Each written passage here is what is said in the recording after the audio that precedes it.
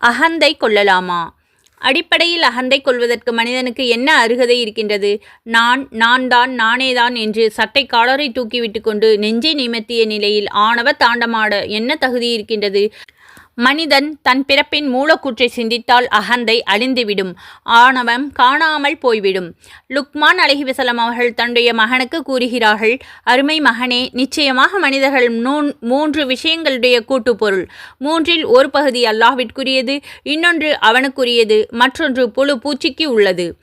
முதலாவது மனித ரூஹ் அல்லாஹ்விற்கு உரியது, 2வது செயல்கள் அமல்கள் அவனுக்குரியது, 3வது உடல் புழு பூச்சிகளுக்கு உரியது. மனித உயிரை கைப்பற்றும் அல்லாஹ் உடலை புழுக்களுக்கு இரையாக்கி விடுகிறான். நல்ல தீய செயல்களைத் தவிர மனிதன் சொந்தம் கொண்டாட வேறு எதுவுமே இல்லை என்பதை லுக்மான் அலைஹிவஸல்லம் கூறுகிறார்கள். இதை பற்றி தெரிந்து கொள்ள நானே தான் என்ற பயான் கேட்டு பயனடையுங்கள். லைக் செய்யுங்கள், கமெண்ட் செய்யுங்கள்.